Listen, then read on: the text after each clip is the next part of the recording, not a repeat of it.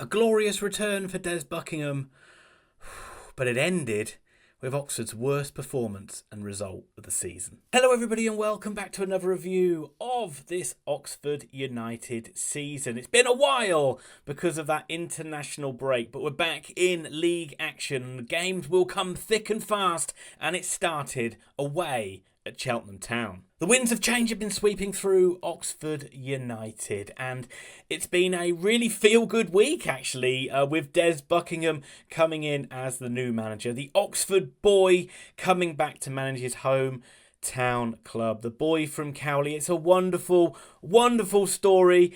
And you can see the video I did on it on the channel in the top corner. So he went into this one thinking, can that feel-good momentum carry Oxford to another fine away performance? But Cheltenham Town had other ideas and turned this game into a bit of a nightmare. And well done and full credit to Cheltenham for a fine win. It ended Cheltenham Town 2. Oxford United 0. So yes, Cheltenham are the party poopers, but I have to say they really outfought and outbattled Oxford today, and what ended up being a bit of a bad-tempered game. I think the Robbins went away deserved winners in my opinion. So not the homecoming that we wanted for Des Buckingham. In fact, I'd actually say it's Oxford's worst performance of the season, but we will get into all of that. We'll do the team news, I'll do my match review, I'll give those less than favourable player ratings, and I'll give my final thoughts. I put timestamps down below in the description, so feel free to jump to any point of the video that you wish. But if you do that, the very least you can do is hit like on this video, and my goodness, do I need those likes on this weekend. And if you do like the content, think about subscribing as well. So let's start with the Oxford United team news, and we were all curious about what Des Buckingham would do for his first 11. It's 4-2-3-1, which is pretty consistent with what Oxford have been this season and with what Des Buckingham usually picks for his side. But it handed a couple of big blows to the backline. Skipper Elliot Moore picked up 5 bookings and was suspended for this game. That kind of went a bit under the radar. Kind of felt that was a bit... People were like putting that news out last night whether Moore was suspended or not. Well, it came through that he was. My goodness, did we miss him today. And also Greg Lee on international duty with Jamaica went off late in that game against Canada and therefore missed this game with a knock. We don't know how serious that is, but my goodness, we missed him as well. So it meant a reshuffle in the back line. Kieran Brown went to left back, Stephan Negru and Jordan Thornley playing at centre-half. But other than that, it was the same side that beat Leyton Orient last time out. Kyle Edwards does return to the bench, which is excellent news for Oxford United. And Sonny Perkins is fancied over Gatlin O'Donkor on the bench. And I actually like that decision as well. I would have liked Perkins to have got a few more minutes. Moving on to Cheltenham Town, and Darryl Clark's Robbins started the game in 23rd place in the League One table, but they are in recovery after probably the worst start you could ever imagine to this League One season. They couldn't buy a win and they couldn't even buy a goal for the large part of the early part of the season, but since Darryl Clark's come in, he has steadily improved this side, and over the last few weeks it is only one defeat in the last 6 games now, and that 3-5-2 system seems to be really working for them. It's one change for Cheltenham from the side that played last time out in the league, with Aidan Keener coming into centre midfield for Curtis Thompson. Look, I expect the Robbins to be direct in this game, trying to get the ball up to big young striker Will Goodwin, who's very strong in the air. And also a little shout out for ex-Oxford United great Liam Sercombe, who lines up in the midfield for Cheltenham. Moving on to the game now, and being kind, it's fair to say Oxford was sluggish and off the pace, and Cheltenham took the game to Oxford from right off the bat. What do I mean from that? Right from kickoff. They just took a forward ball. Oxford kind of were asleep, and Cheltenham nearly got in numerous times and really should have been ahead in the first 90 seconds. They really came flying out of the gate. Set pieces and balls into the box all over the place. Oxford at full stretch, and a good effort by Goodwin, and Beadle had to be at full stretch to turn that ball away, and luckily for Oxford, the rebound did not fall to a Cheltenham player. Yeah, United were all at sea, and full credit to Cheltenham. They just went at Oxford, and Oxford just really struggled to handle it. A theme all afternoon is we just could not handle the balls in the box, and Cheltenham was so good at getting on the second balls and just stopping Oxford from playing, and it just seemed Oxford just could not get into the rhythm. Weirdly, Oxford nearly did go 1-0 up after 10 minutes, but it would have been a comical own goal from Curtis Davis, who blindly hit a back pass. Southwood was not where he thought he would be, and luckily for Oxford, the ball kind of went wide of the post instead of going into the back of the net. But Cheltenham in the ascendancy for large parts of the early, I'd say half an hour of this game, and Beadle nearly played a slow ball out from the back, and McGuane, I thought he was fouled, but the referee did not give the foul, and it meant Cheltenham won the ball back in a really dangerous area. But Negru actually did really well to get a block on the shot, and say Oxford just could not settle, but did get a little bit of pressure at times. I don't think Stan Mills had a good game, but he was quite brave to win a free kick right on the edge of the penalty area. Brannigan's shot, though, was deflected over by Pett. But just as you thought Oxford were getting up a head of steam, a minute later Cheltenham take the lead, deservedly so for the effort they put in for the first half. It came from a corner. You kind of figured it would. Circum's corner was only parried away by Beadle to the edge of the box, and Rob Street picked the ball up. He was in far too much space on the edge of the box, and he had time to take a touch and hit a shot back through a sea of players into the back of the net, where Rodrigues' shot came off. He couldn't get the ball past the defenders. Street was able to do so, and Cheltenham took a 1-0 lead. Immediate response from Oxford, but again, no real sustained pressure. There was a good bit of passing movement. The first time we really moved the ball quickly all half, and we cut Cheltenham apart a little bit. A good little step over from Harris on the edge of the box presented a chance for Bodin, but his effort was a bit weak, really, trying to place it, but he only placed it straight into the arms of Southwood. And you thought you were just meandering to the end of the half, really, and Oxford were happy to get back into the dressing room, only 1-0 down. But no, there was time for big drama at the end of the first half, and seemingly Oxford were handed a lifeline when goal scorer Rob Street got sent off for violent conduct, and it was a pretty nasty one looking back. Cheltenham fans, you'll have your view on it, but from what I've seen, he's led with an arm, he's hit Negru in the face, the referee's seen it pretty point blank, and Street's got a straight red. Really silly from Street, really. Could have put Cheltenham in a real hole there.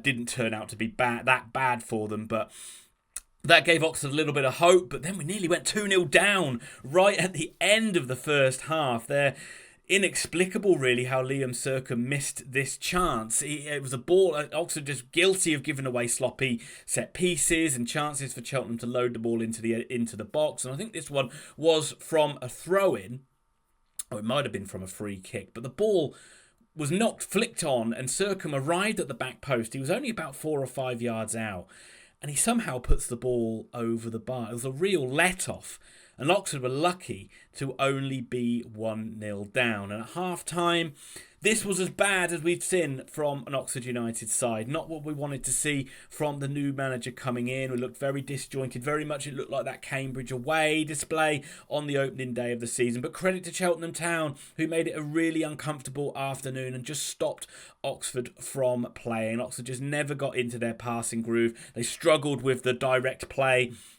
that Cheltenham put pressure on the back line by bumping balls into the box, and we've seen Oxford struggle with that. They struggled a bit with Leighton Orient, but this time around they were picking up so many second balls in midfield as well, and Oxford it was a sloppy and poor first half, but the fact it was only 1-0 was probably the biggest silver lining, especially with Cheltenham down to 10 men.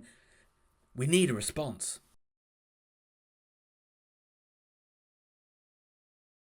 And Des Buckingham didn't waste time. He brought Josh Murphy on right on half-time for Stan Mills, who didn't have a great game. And Murphy did make an immediate impact into the game, and he sort of opened up space with some good runs and won Oxford a couple of corners. Brannigan forced Southwood into an early save as well. And on 50 minutes, Oxford really should have levelled this game up. And you could say this is a little bit of a sliding doors moment of the game. It's Ruben Rodrigues whose afternoon got worse and worse as the second half went on. We'll get to it. But Murphy actually did wonderfully well out wide. He got a low cross in. Southwood could only parry it out to Rodrigues, who was arriving into the box 10 yards out. It's a tap-in.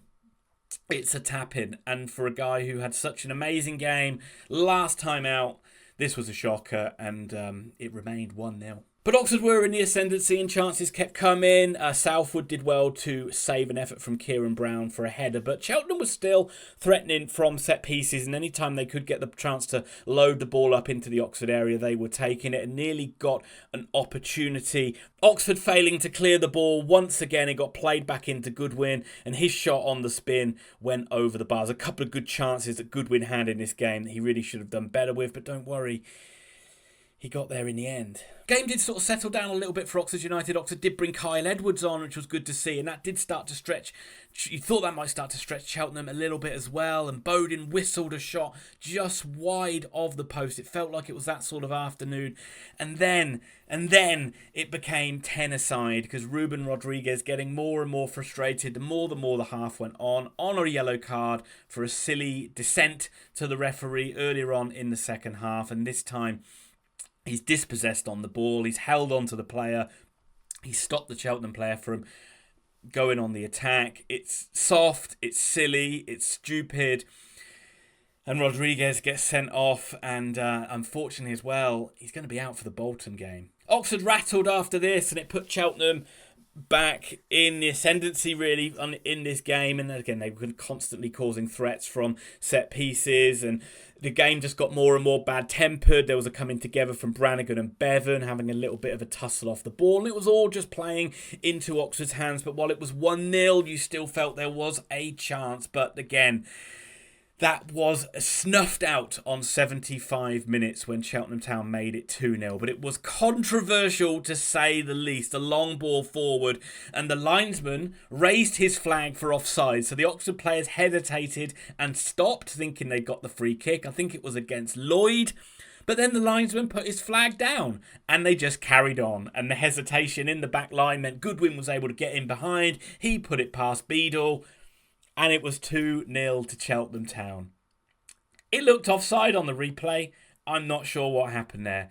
League One officiating, it really does leave you scratching your head at times. And this was a horrible one to have for Oxford United. And but again, it's not the reason we lost this game. It's just unfortunate because it made it 2-0, and that pretty much sealed the game. You never felt Oxford were going to get back into it then. It just never looked like it. As much as they huffed and puffed, they struggled to break Cheltenham down, who defended manfully. And as I said, they still looked more threatening than us when they went forward from there, from being direct. And Brannigan did force Southwood into a good save towards the end. Bevan also did brilliantly well to deflect an Edwards shot wide where it looked like Edwards was in behind. And from what should have been a dream start for the homecoming for Des Buckingham, it ended really poorly.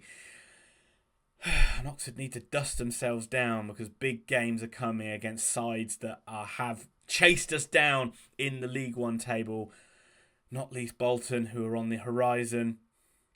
But we'll get that into my final. We'll get into that in my final thoughts. But it's time for the player ratings. Starting with James Beadle in goal, and James Beadle gets a 7. I actually thought he was probably Oxford's best player overall.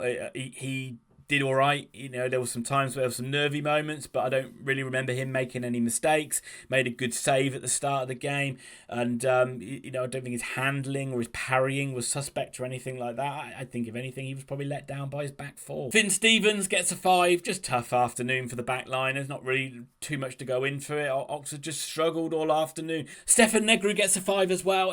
Just a struggle, just a real struggle up against Goodwin. And, he's always going to be fully committed, but I just don't think they gelled well, Negru and Thornley. And Thornley gets a 5. I think he was a weak link in that back line today. He was easy to be targeted for Cheltenham winning flick-ons, and I don't think he's come in and looked good at all this season. I think he's a bit of a liability in this back line, and I would say he is 4th, maybe 5th on the pecking order when Sam Long comes back as well. Kieran Brown does get a 6. I thought that he probably looked the most likely to get a goal at times today. He had a good header, he had a good shot in the first half. There were a couple of times where he did some brilliant blocks in the first half as well. And I thought he was pretty decent on the ball at times too, but not a great afternoon. Can't give him a huge grade, but compared to most others, 6 is pretty good. Goodwin gets a 5, better second half, really poor first half. He was just not at the races today. Unusual for him, but a bad off day for Marcus McGuane. Just didn't look comfortable in that first half. Just wasn't brave like he normally is. Hope that's an off day. He shouldn't. I can't imagine it'll be quite as a physical game against Bolton on Tuesday, but we need a big improvement. Cam gets a 6. He wasn't, to be honest, wasn't much better than Marcus McGuane, but just carried more of a goal threat. And, you know, when the chips were down, Brannigan, skipper in the side, at least played with that urgency in the second half to try and get Oxford going. Had some good efforts on goal. Set pieces were okay. I was disappointed Oxford didn't create more chances from set pieces, but, you know, what can you say? He was all right. Not really too much to say about Stan Mills. He got a 5. He was dragged off at half-time. Not a great game for Mills. He couldn't get into the game. We couldn't use his pace at all down the right-hand side, and he struggled defensively. Bowden gets a 6. I thought he offered a couple of little glimmers of good touches in the first half. He did well to create a chance for Rodrigues, and I thought he got back and did a lot of donkey work as well in the first half, but not particularly threatening, but I thought he did okay. Ruben Rodrigues, I'm going to have to give him as low as a 4 in this one. He was magnificent last time out, but he really kind of let the side down a little bit today with the petulance of getting that second yellow and missed a real shocking chance. Going to be out for the Bolton game as well. We've seen kind of the good and the bad of Ruben Rodrigues. Goal drought continues for Mark Harris, and I'm afraid he didn't play well at all today. Didn't lead the line well, feeding off real scraps, but he didn't play. Oxford just couldn't get him in behind. They couldn't get him into the game, and he struggled really to do anything in this match. I'd be surprised if he had more than 15 touches in the whole game, and he stayed on till 88th minute, but he only gets a 4, and we have to start wondering whether he needs to be replaced with Perkins. Josh Murphy came on after 45 minutes and he gets a 5. I thought for the start of the half, very Josh Murphy this was. He came on for the first few minutes, looked $1 million, created a few things, looked really good, but then just drifted out of the game, got quieter the more it went on, and just struggled to make a constant impact. Ends up getting a 5. Kyle Edwards gets a 5 as well. Really difficult. Just great Edwards is back. We will benefit in the long run for him being back, but he looked rusty for me today and only gets a 5. 3 late substitutions for Oxford. Tyler Goodwin. Actually, I thought Goodwin looked quite good. I wouldn't have minded him coming on a bit earlier when he came on. Josh McEachran came on for McGuane, and Sonny Perkins came on after 88 minutes, which I think when you're 2-0 down, would it not have been more beneficial to just give it a go with 2 strikers? But it wasn't the case. But none of those guys are going to get a grade. And so, Des Buckingham's first rating, and I hate to do it, but I've got to give him a 5. I've had a week to prepare for this game, and Oxford played really poorly. Really poorly. The first half was bewilderingly bad. We've seen Oxford start sluggish in a lot of games this season, but they slowly get into the groove and, you know, find a way. But they just didn't do that this afternoon. Look, there's a big change in the backline. Negru and Thornley, and then Brown goes to left back. Greg Lee's been amazing, and Elliot Moore's arguably been the best player this season. So to lose those guys was a huge blow, but Oxford just were off it all the way through, and then we didn't get much from the midfield. And I just kind of wonder why. I felt it was pretty obvious what Cheltenham were going to do today. They were going to load the ball up and smash it long and try and win second balls and flick-ons and keep the ball in Oxford United's penalty area. And I just don't think Oxford really kind of did much to match that up. The second half, down to 10 men. I've got to give him credit for bringing on subs when he did. He made early changes. I would have liked to have seen Sonny Perkins come on earlier, just to try and play 2 up front, to give it a little bit of a different dynamic. That might free Harris up a little bit. But that's not the way he saw it. But all in all, it's a bit of a brutal introduction to life at League One. Cheltenham have really done a job on Oxford United today.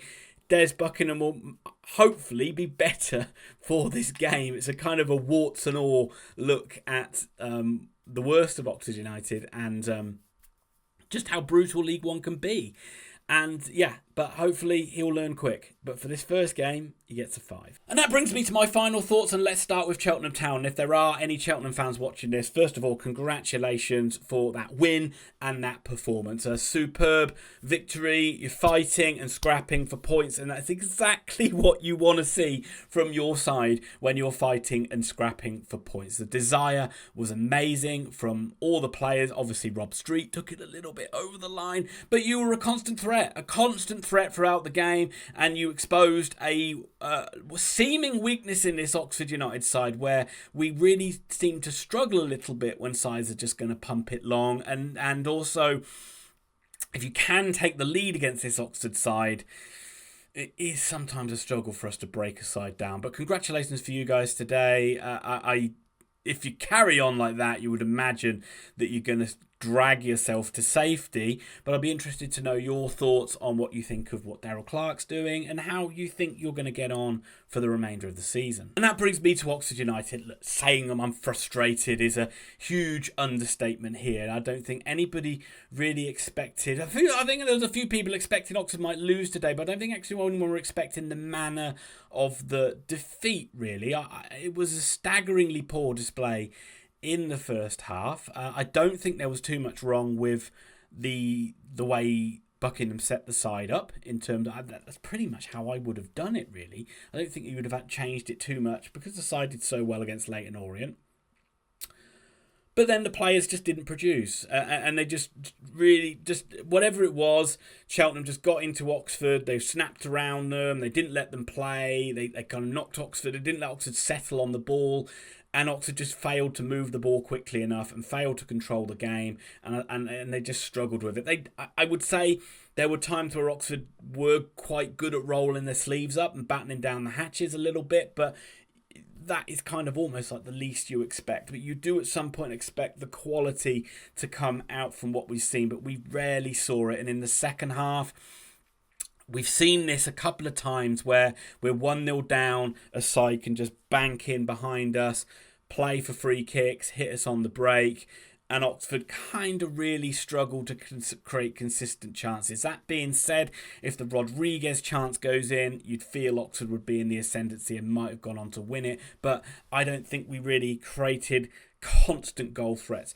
throughout the second half. There's hopefully Greg Lee's not too injured, and Elliot Moore coming back into the side for Tuesday makes a huge difference to the back line.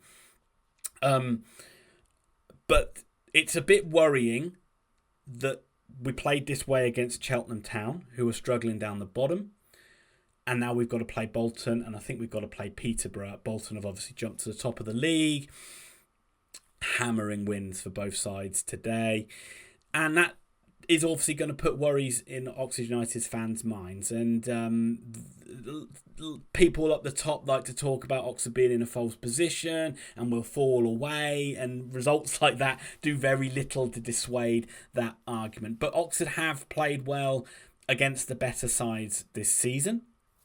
And I think it will be a much more open game, a much more free-flowing game against Bolton on Tuesday night, and that bodes well for Oxford United. I still don't know if Edwards is going to be fit enough to start, so I can't imagine there'll be wholesale changes to this lineup. Obviously, Rodrigues is not going to be there, so that's a big blow for Oxford United. But,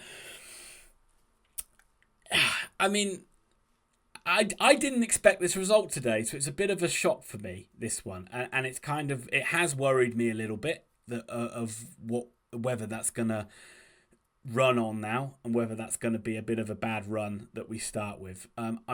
Des Buckingham hopefully can get back to a good performance and a big win on Tuesday night, and that will do a lot to erase this bit of a stinker of a performance. But maybe that's a good thing. Maybe the fact we don't get the sugar coating and we don't get the happy story carrying on. We're immediately brought back down to earth, and we immediately got to roll our sleeves up and put in a much better performance on Tuesday night. This was poor, really, for 80% of the game. And hopefully, Oxford don't always play like this, do we? We're quite often but quite consistent and usually play pretty well. So hopefully this will be a blip like Cambridge was, like Wigan was, and we can put it beside us and we can move into those games. But it is a little bit scary for Tuesday night. But let me know your thoughts, Oxford United fans. Let me know your thoughts down below on what changes you would make and what you thought of today's horror show. And obviously Cheltenham fans as well. Let me know your thoughts as well. Leave your comments. Hit like, hit subscribe. I'll be back to do a shorter review of the Bolton game on Tuesday night. Who's nervous for it? I know I am.